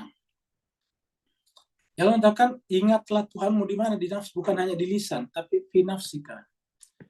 Jadi wadkur, ingatlah, sebutlah nama Tuhanmu di mana? Di nafs, di dalam nafs kalian ini. Ya. Jadi harusnya Tuhan itu dicamkan di dalam hati, di dalam jiwa kita, fi nafsika. Ya, makanya kan ada ayat di surat Al-Qalam, wa fi anfusikum afala tubsirun. Dan di dalam diri kalian kenapa tidak memperhatikan? Kenapa? Karena di dalam dalam jiwa kita itu, nafs kita itulah tempat munculnya cahaya Tuhan atau kegambaran Tuhan, image Tuhan. Ya. Karena nafs kita kan adalah cermin untuk melihat Tuhan. Jadi walkur rabbaka fi nafsika. Ya. Tadarruan wa khifatan. Dalam keadaan tadarru, merendah, wa khifatan, dan penuh rasa takut. Ini kita pernah juga bahas dulu waktu bicara tentang doa. Wada'uhu. Ya. Tadarruan wa khifatan atau wa khufyatan. Tadarruan wa khifatan, dengan merendah dan penuh rasa takut. Di sini tadarruan wa khifatan. Ya. Wadunal jahri minal qaul, dan tidak dengan suara yang keras ini. Wadunal jahri minal qauli. Ya. Jadi artinya apa? Ayat ini menjelaskan kepada kita, mengingat Allah tidak perlu mengganggu orang lain. Jangan sampai menyebut nama Allah tapi mengganggu orang. Masjid-masjid mengganggu orang. Cukuplah azan yang besar suaranya, karena namanya azan pengumuman. Setelah itu kemudian nggak usah yang lainnya, karena dikatakan di sini, wadhkur rabbaka fi nafsika. Cukup di dalam diri kalian. dan tidak perlu dengan suara yang keras. Tapi ini juga dilanggar, kan menunjukkan bahwa kita seperti yang dikatakan Nabi Al-Quran tadi dalam dialognya Nabi dengan Tuhan, ya Rabbi, inna qaumi ittakhadhu hadzal Qur'ana mahjura. Al-Quran dijauhi. Kenapa coba lalai di masjid-masjid? Orang berzikir, berudik besar-besar suaranya, kan begitu. Harusnya cukup waktu azan saja. Setelah itu udah nggak perlu. Cukup speaker dalam, karena yang mendengarkan yang jemaah di dalam. Tidak perlu keluar sana. Karena Al-Quran mengatakan, wadhkur rabbaka fi nafsika tadarruan khifatan wa dunal jar. Ini jelas Al-Quran mengatakan. Dan tanpa suara yang keras. Tanpa keras suaranya. Ya, tanpa keras suaranya. Minal qaul dari suaranya. Ya. Bil qudui wal asal. Pagi atau petang. Nah, ini maksudnya kan seperti di masjid sudah bagus. Habis salat subuh, wiridan. Habis salat maghrib, wiridan. Tapi sayangnya itu tadi berisik. Ya. Pada berdasarkan ayat ini Al-Quran mengatakan, bukan saya. Kalau nanti ada yang protes, jangan protes ke saya, Pak, yang protes kepada Al-Quran. Ya. Karena mengatakan di sini, wadunal jahri minal qauli. Suaranya nggak perlu keras, ya, nggak perlu jahar. Ya. Kita semua tahu kan, ada salat yang jahar, ada salat yang jahar itu artinya apa? Kedengaran. Nah, kalau tidak jahar, tidak perlu kedengaran. Jadi wadunal jahri minal qauli bil ghudwi wal asal. Silakan berzikir pagi dan petang, siang dan malam, tapi jangan mengganggu orang lain. Kurang lebih begitulah. Wala takun minal ghafilin, kalian jangan termasuk orang yang lalai. Apa yang maksud lalai di sini? Bisa lalai artinya tidak berzikir, ini bisa lalai di sini dalam pengertian tidak berzikir. Tapi bisa juga lalai dalam pengertian di sini adalah suaranya keras ketika berzikir. Lalai daripada peringatan Al-Quran ini. Jadi lalai dari peringatan Al-Quran. Ya. Coba kita lihat lagi ayat yang membandingkan ini. Ya. Ini surat 18, surat Al-Kahfi ayat 24. Ini bicara tentang Ashabul Kahfi. Ya. Jadi kira-kira janganlah mengatakan sesuatu kecuali illa ayyasha Allah. Ya. Kita lihat ayat 23-nya di sini. Ya. Ini adalah 23. Wala taqulanna li syai'in. Janganlah engkau mengatakan terhadap sesuatu atau tentang sesuatu. Ini saya fa'ilun, akan mengerjakan, melaksanakan. Jadi pelaku pekerjaan namanya fa'il. Ya. Ini fa'ilun, saya akan melaksanakan ini. Ya, ini hadza, zalika itu. Ya, gadan besok. Jadi jangan katakan saya akan melakukan itu besok atau lusa. Ya. Besok bisa lusa, bisa minggu depan. Kada. Illa kecuali apa? Ayyasha Allah. Kecuali mengucapkan ya ayyasha Allah. Kalau Allah menghendaki. Mengucapkan ayyasha Allah.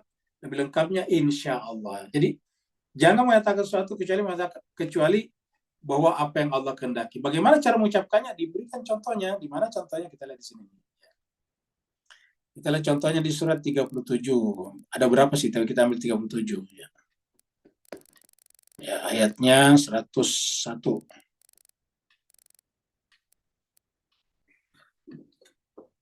Falamma balagu masaya qala. Jadi ketika Nabi Ismail sudah mulai besar, lalu kemudian Ibrahim berkata kepada anaknya, putranya yaitu Ismail. Qala Ibrahim qala, ya bunayya wa anakku inni ara fil manam, saya melihat dalam tidur, anni adbauka, saya diperintah untuk menyembelih kamu. Fanzur madza tara, perhatikan madza tara. Qala, apa jawaban Nabi Ismail? Ya abatif alma tu'maru satajiduni insyaallahu minas sabirin. Ini tulisannya. Jadi satajiduni, kamu akan menemukan aku nanti. Kan begitu. Inilah pelaksanaannya. Jadi insyaallah, kalau argumentasinya illa aisyah. Janganlah engkau mengatakan saya akan melakukan ini besok, kecuali bahwa kalau itu dikehendaki Allah. Cara mengucapkannya Pak, insyaallah. Wadhkur rabbaka, dan ingatlah, sebutlah nama Tuhanmu, iza nasita, kalau kamu lupa. Jadi penyebab kita lupa itu karena tidak ingat Allah. Waqul, dan katakanlah. Jadi kalau kita lupa, apa yang paling bagus diucapkan kata para ulama? Mengucapkan selawat. Lah, selawat kan kata Nabi. Ya, tapi permulaannya adalah Allah. Kan wadhkur rabbaka. Jadi Bapak Ibu yang sangat berbahagia, kalau kita membaca selawat itu kan untuk Nabi ya. Tapi itu kata-kata pertamanya Allah. Jadi kalau kita membaca selawat, ucapan pertamanya Allahumma salli ala Muhammadin wa ala ali Muhammad. Itu adalah kata pertamanya Allah. Wadhkur rabbaka iza nasita. Wakul dan katakanlah asa ayah diani. Mudah-mudahan Allah menggait aku, Rabbi Tuhanku. Asa ayah diani Rabbi li akraba min hadza rasyada.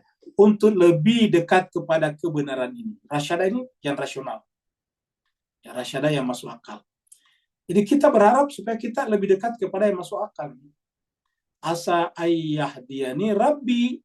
Mudah-mudahan Tuhanku menggait, memandu saya li untuk akrab lebih dekat min hadza rasyada, dari jalan yang masuk akal ini. Ya.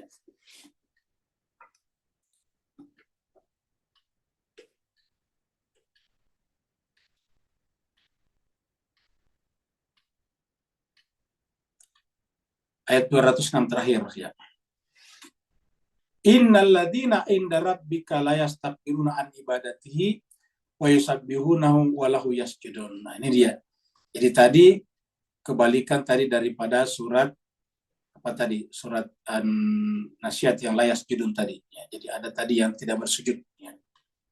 Dikebalikan dari ini tadi ya. Tadi kita lihat insyiqaq ini tadi. Wa idza quri alaihimul Qur'an la yasjudun. Nah, kalau yang ini coba kita lihat. Innal ladzina inda rabbika, sungguhnya orang-orang yang inda rabbika. Apa itu inda rabbika? Sudah sampai kepada Tuhanmu. Secara bahasa inda itu di sisi. Ya. Jadi ini tidak bisa kita artikan malaikat saja. Ini seperti yang di sini sampai ke malaikat. Sini tidak ada kata malaikat.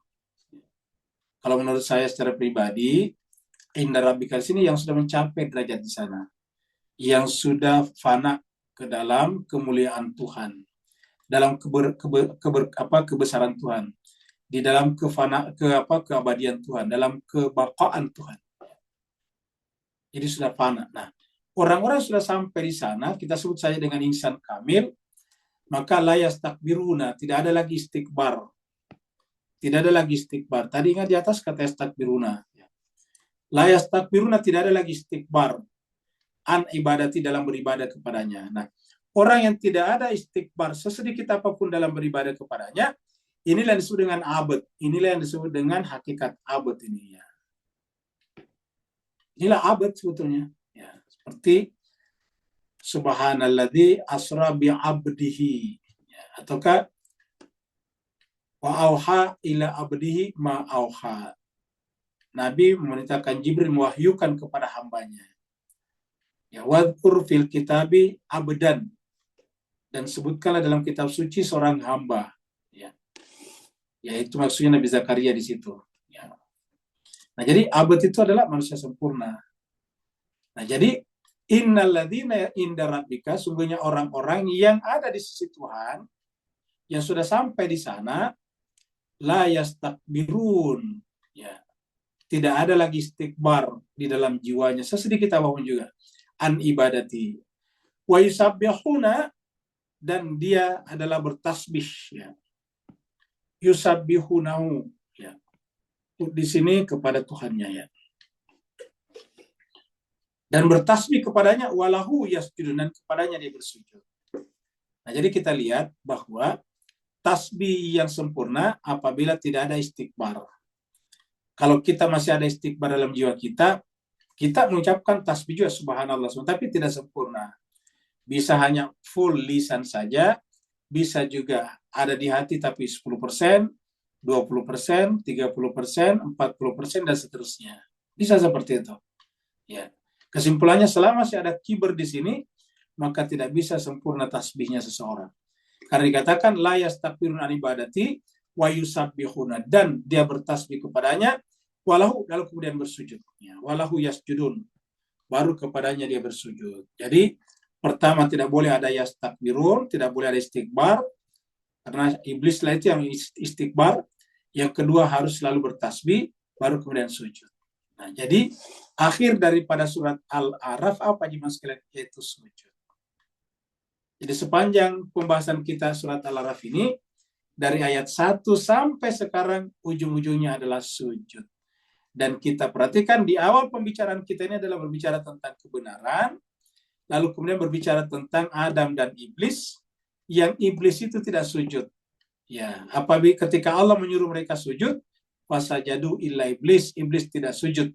Ketika iblis tidak sujud dan ditanya, ma mana akalla tasjuda iz amartuk, apa masalahnya wahai iblis sehingga kamu tidak sujud ketika diperintahkan? Qala iblis berkata, ana khairu minhu, saya akan lebih baik dari dia. Jadi dimulai dengan cerita tidak sujud. Jadi kalau kita review kembali surat 7 ini jemaah sekalian ya. Ya, kita lihat ini ayat pertamanya adalah huruf muqatta yang berbicara tentang kitab ini. Kitabun unzila ilaika fala yakun fi sadrika harajun. Jadi siapa yang maksud kitab di sini? Adalah di dadanya Nabi ini. Jadi Nabi adalah Al-Quran itu sendiri, kitab itu sendiri, karena dia ada di dadanya. Ya. Untuk apa? Dengan Al-Quran di dadanya Nabi, litunzira bihi, memberikan peringatan dengan bihi Al-Quran yang ada pada dirinya. Wa dzikra lil mu'min, dan peringatan bagi orang mukmin. Nah, siapa yang bisa mengambil di sana? Kalau ada kebenaran. Karena kebenaran ini nanti dijadikan sebagai patokan. Wal waznu yauma izinil haq. Jadi harus ada kebenaran, dan Al-Quran adalah kebenaran. Harus ada pasangannya juga Al-Quran, yaitu kebenaran juga. Wal waznu yauma izinil haq. Karena timbangan pada hari itu, pada hari akhirat nanti adalah al-haq. Kalau ada al-haq pada dirinya, maka dia timbangannya berat. Tapi kalau tidak ada, maka ringan timbangannya. Nah, setelah itu berbicara tentang kehidupan kita di muka bumi yang dimulai dengan suruh sujud ini. Usjudu li adama fasajadu illa iblis lam yakun minas sajidin. Lalu kemudian Allah berfirman berkata kepada iblis, ma mana akalla tasjuda iz amartuk. Apa keberatanmu wahai iblis sehingga tidak bersujud ketika aku perintahkan kepadamu? Qala, iblis menjawab, ana khairum minhu khalaqtani min nar wa khalaqtahu min tin. Maka kemudian Allah menyuruhnya turun. Kalau Allah berfirman, fahbit, kalau itu turunlah daripadanya. Nah, supaya kita tidak turun, apa? Akhir daripada ini adalah harus bersujud. Jadi ciri-cirinya orang yang tidak ikut iblis adalah innalladzina inda rabbika, yang tidak ikut kepada iblis adalah la yastakbiruna an ibadatihi wa yusabbihunahu wa lahu yasjudun. Jadi saya kira jemaah sekalian, satu surat itu membicarakan satu saja, sujud. Cerita nabi-nabi dibicarakan adalah sujud. Kaum-kaum yang dibinasakan setelah melawan nabinya adalah kaum yang tidak sujud kepada nabinya. Kita bicara tentang cerita ada Nabi Nuh, kaumnya tidak sujud kepada Nabi Nuh, binasa. Bicara tentang Nabi Hud, kaumnya tidak sujud kepadanya, binasa. Nabi Saleh, kaum Samud tidak sujud kepadanya, binasa. Nabi Lut, kaum Sodom dan Gomora tidak sujud kepadanya, binasa. Nabi Syuaib tidak sujud kepada kaumnya, binasa. Begitulah seterusnya. Jadi intinya adalah kalau kita tidak sujud mengarah kepada kebinasaan. Mudah-mudahan bermanfaat. Jadi kita akhiri surat Al-Araf kita sampai di sini. InsyaAllah kita akan berjumpa pada Jumat nanti surat yang ke-8. Untuk surat Al-Araf, sadaqallahul aliyul azim wa sadaqa rasulul karim. Wa nahnu ala dzalika minasyahidin asyakirin. Taqabbalallahu minkum, taqabbal ya karim. Kita baca Fatihah untuk jemaah kita yang sakit, yang habis dioperasi kemarin, yaitu Mbak Dinar, istrinya Ustadz kita, Ustadz Tony Sanwani. Jadi Ustadz Tony Sanwani kita ini, istrinya dioperasi ya, mengikuti tindakan operasi 2 atau 1 hari kemarin. Ya, semoga setelah operasinya berjalan lancar ini diberikan recovery yang lebih cepat dan kembali kesehatannya seperti sedia kala, dengan penyakitnya, dosa-dosanya diampunkan, kebaikan-kebaikannya digandakan, kedekatannya kepada Allah didekatkan, dan juga menjadi cahaya bagi keluarganya, bagi suami dan anak-anaknya, dan juga bagi lingkungan di sekitarnya. Al-Hadiniyah, walikulillahi salih, bihaqi Muhammadin wa ali Muhammad, wa bihaqil Fatihah, wa bisiril Fatihah, wa bihurmatil Fatihah, wa bikaramatil Fatihah, wa bimujizatil Fatihah, khusus untuk Mbak Dinar. Al-Fatihah, ma'as-salawat. Allahumma salli ala Muhammad wa ali Muhammad. Allahumma salli ala Muhammad wa ali Muhammad. Allahumma salli ala Muhammad wa ali Muhammad. A'udzubillahi minasyaitonirrajim. Bismillahirrahmanirrahim. Alhamdulillahirabbil alamin arrahmanir rahim maliki yaumiddin. Iyyaka na'budu wa iyyaka nasta'in. Ihdinas siratal mustaqim. Siratal ladzina an'amta 'alaihim ghairil maghdubi 'alaihim waladdallin. Amin. Yang mau bertanya dipersilakan. Waalaikumsalam.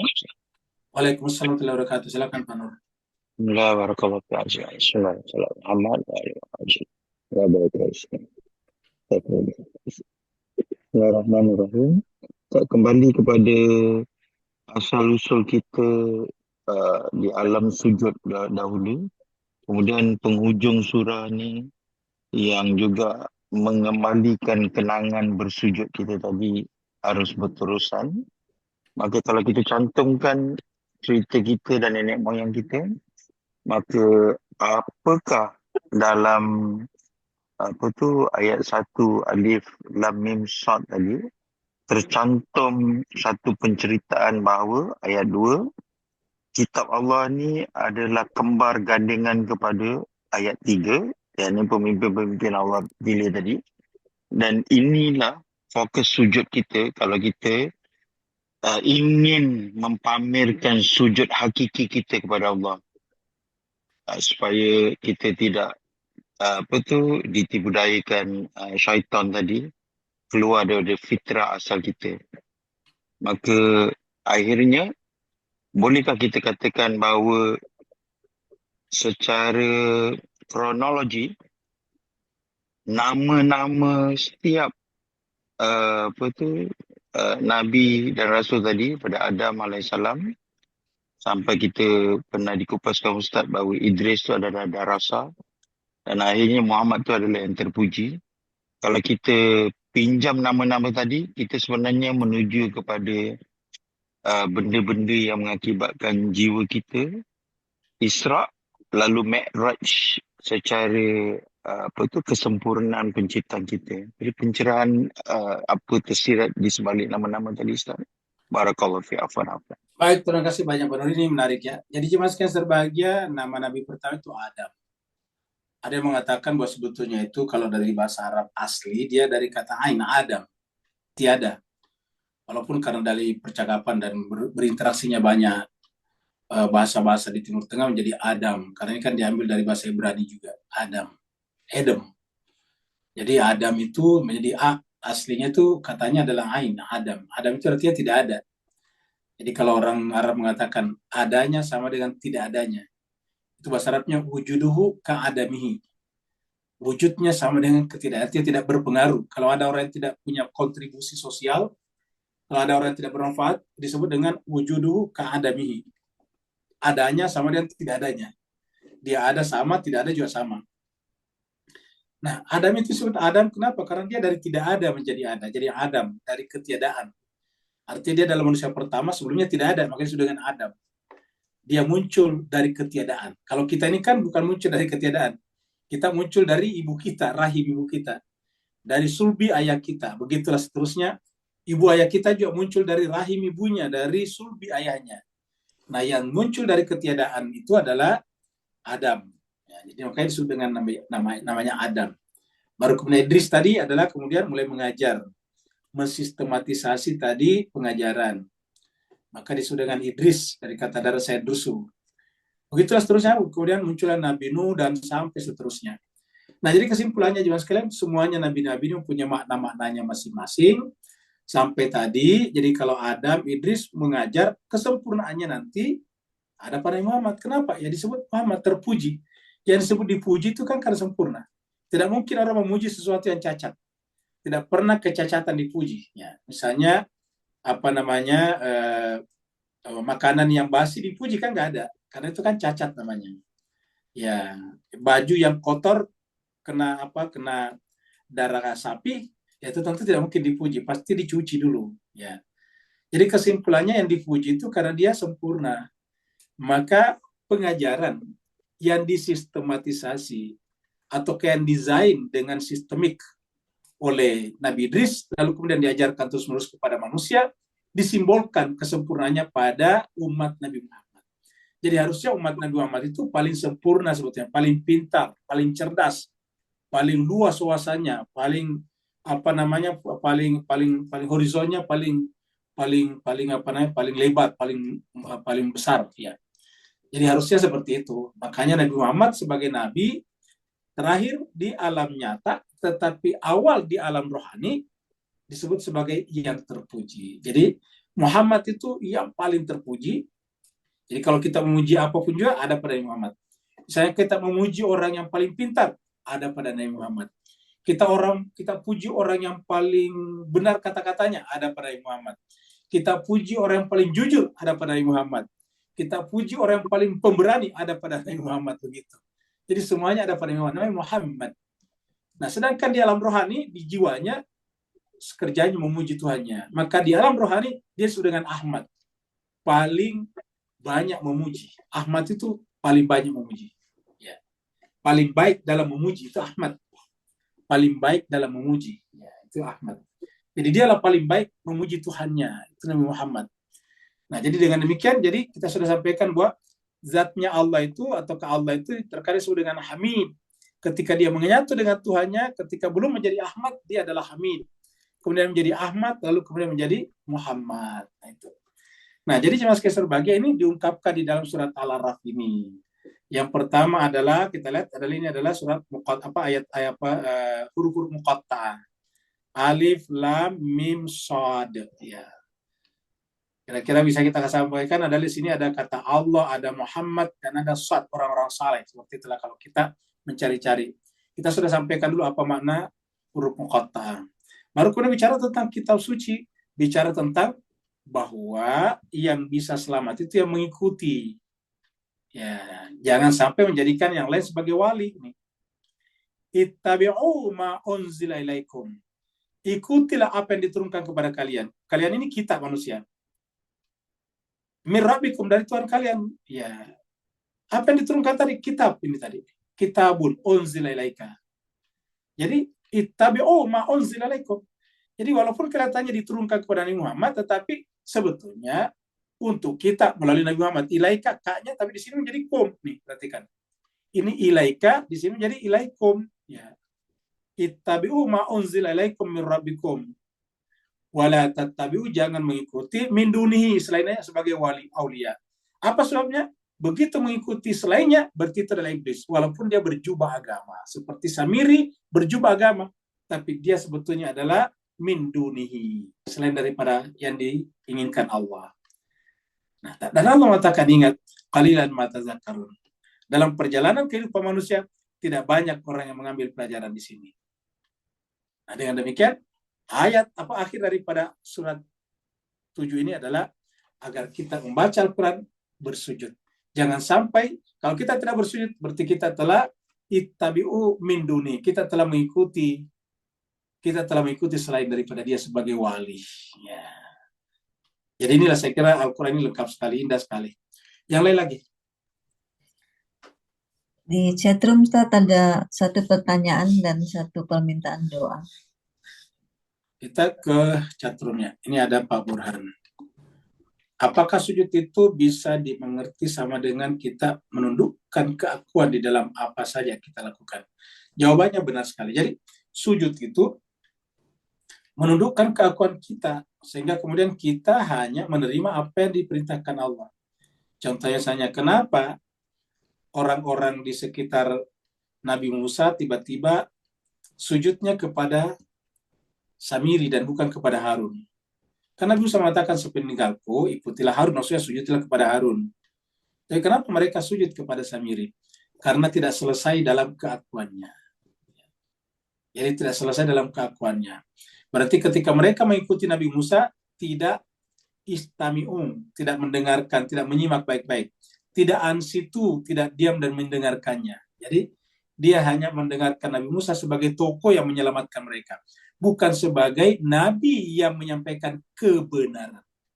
Jadi banyak orang mengagumi seseorang bukan sebagai pelaku kebenaran, tetapi sebagai pemberi pertolongan kepada kehidupan dunianya. Contohnya, banyak orang yang berkumpul di sekitar Nabi Isa, ribuan bahkan puluhan ribu orang. Kenapa dia berkumpul di sana? karena dia merasa tertolong kepentingannya, hajat pribadinya tertolong. Kenapa? Yang sakit disembuhkan, yang buta dimelekkan, seperti itu.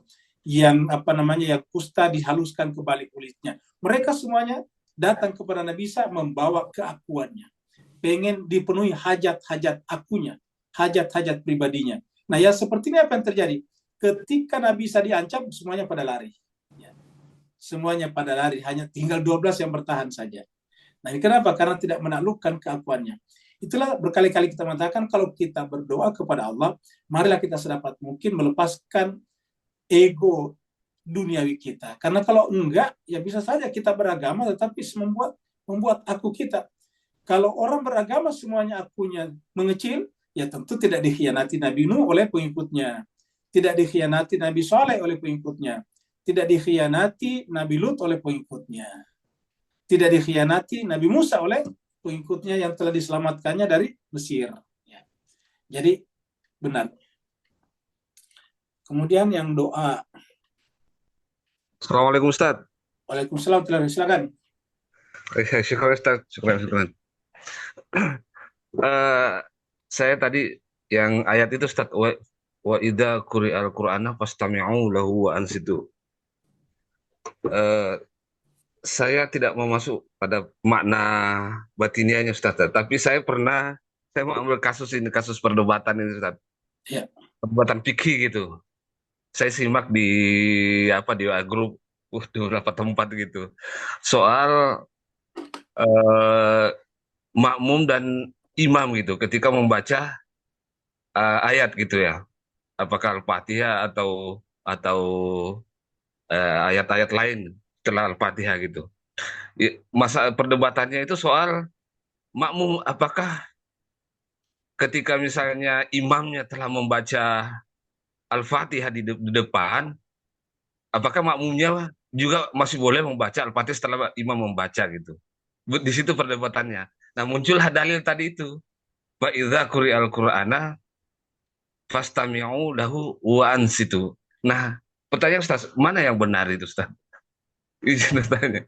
Apakah itu? Ini perdebatan fikih nih, dan ini sering terjadi gitu karena semua menggunakan dalil gitu. Terima kasih. Assalamualaikum warahmatullahi wabarakatuh. Baik, terima kasih banyak Ustaz Aidin. Jelas kayak serbahagia, dalil apapun juga tidak ada yang mengatasi Al-Quran. Ya. Orang boleh mendatangkan dalilnya hadis-hadis siapapun, mendatangkan ulama-ulama siapapun, termasuk Imam Syafi'i. Tapi kalau itu menyimpang, menyalahi Al-Quran, harus kita ikuti Al-Quran. Ya. Dan ini jelas sekali sih, tidak perlu timbul perdebatan sebetulnya. Ya. Kan ini apabila, berarti kan syarat ini. Apabila dibacakan Al-Quran, ya pastami'u, maka jawabnya adalah harus kita, ini syaratnya, maka kemudian jawabnya harus kita mendengarkan. Ya, bahkan katakan ansitu, kita sudah lihat tadi kata nasata yang situ adalah diam sambil memperhatikan baik-baik. Ya. Jadi dengan demikian, berdasarkan teori imam dan makmum, yang namanya makmum itu ikut imamnya. Ya. Tidak boleh makmum membangkang dari imam. Ya. Jadi begitu kita jadi makmum, kita mendengarkan saja ya imamnya. Ya. Jadi begitu kita selesai takbiratul ihram, maka kemudian kita ikuti yang dibaca imamnya. Seperti itu. Yang kita baca yang tidak kedengaran. Yang sir. Yang sir karena tidak kedengaran tidak berlaku ini kan, karena tidak dibacakan. Misalnya imamnya ruku sujud tidak kedengaran tasbihnya, kita baca tasbih sendiri. Atau pada rakaat ketiga dan keempat kalau zuhur, asar atau isya, imamnya sir, ya maka kemudian kita membacanya, walaupun juga kita bacanya sir juga. Atau misalnya pada salat asar juga rakaat ketiga empat, ya ataukah pada saat salat zuhur asar bukan hanya rakaat ketiga empat ya, semua rakaat kalau salat zuhur asar karena kan sir semuanya. Ya kita baca di situ. Kita sebagai makmum harus baca. Kenapa? Tidak berlaku ini. Karena waktu kita salat zuhur asar, imamnya tidak kedengaran membaca Al-Quran. Kenapa dia sir? Nah, barulah kita membaca juga. Saya kira sederhana. Tetapi, ada tetapinya. Kendati pun demikian, kita termasuk saya secara pribadi berpegang kepada ayat ini, Dikatakan dalam Al-Quran, kalau Al-Quran lebih baik kita tidak usah berdebat. Kita hormati saja, silakan. Mereka yang mau berpendapat seperti itu ya silakan. Kita yang berpendapat seperti itu silakan. Yang penting kita punya dalilnya. Setelah kita punya dalilnya, mereka punya dalilnya. Apa kata Al-Quran? Ini Al-Quran juga. Lana a'maluna walakum a'malukum. Kami beramal sesuai dengan dalil yang kami yakini. Kalian juga beramal sesuai dengan dalil yang kalian yakini. Nggak usah jadi perdebatan. Toh kenapa kita semuanya akan mati? Nanti masing-masing kita mempertanggungjawabkannya di hadapan Allah Subhanahu wa taala. Kita semuanya ila rabbina lamunqalibun tadi kata-katanya. Kita semuanya akan kembali kepada Allah Subhanahu wa taala. Jadi jawabannya kalau saya secara pribadi ya ikut pada ayat ini karena Al-Qur'an mengatakan seperti ini. Ya, seperti itu.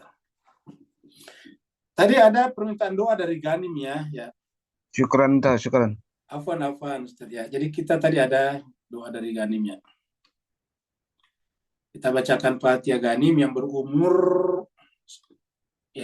berapa nggak tahu ya, ulang tahun lah. Dia Ganim ini yang Ke-20 Ustaz. berapa? Ke-20 Ustaz. 20 ya. Ya, selamat ya Ganim. Ini Ganim ini masih muda, umur 20 tahun tapi rajin mengaji luar biasa, sampai tidak pernah absen ya. Selalu hadir bersama dengan kita. Jadi saya lebih tepatnya menyebutnya Ananda Ganim ya, anak saya. Jadi Ganim pada tanggal 10 November kemarin hari Ahad berusia 20 tahun. Kita bacakan Fatihah.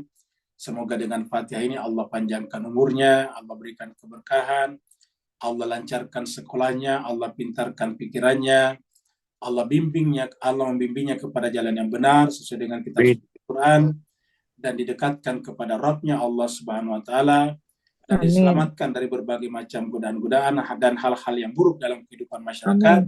Dan selalu dituntun untuk melakukan hal-hal yang baik. Ala hadhihi wa rikmatin salihah bihaqqi Muhammadin wa ali Muhammad wa bihaqqil Fatihah wa bisirril Fatihah wa bi karamatil Fatihah wa bi hurmatil Fatihah wa bi mujizatil Fatihah. Khusus ya Allah untuk jemaah kami, anak kami Ananda Ganim yang berulang tahun pada hari Ahad yang lalu. Tuntunlah beliau Al-Fatihah mas salawat. Allahumma salli ala Muhammad wa ala Muhammad. Allahumma salli ala Muhammad wa ala Muhammad. Allahumma salli ala Muhammad wa ala Muhammad. A'udzubillahi minasyaitonir rajim. Bismillahirrahmanirrahim. Alhamdulillahirabbil alamin arrahmanir rahim maliki yaumiddin. Iyyaka na'budu wa iyyaka nasta'in. Shiratal ladzina an'amta 'alaihim ghairil maghdubi 'alaihim waladdallin. Mewakili seluruh jemaah yang hadir mengucapkan selamat ulang tahun kepada Ganim. Wassalamualaikum warahmatullahi taala wabarakatuh.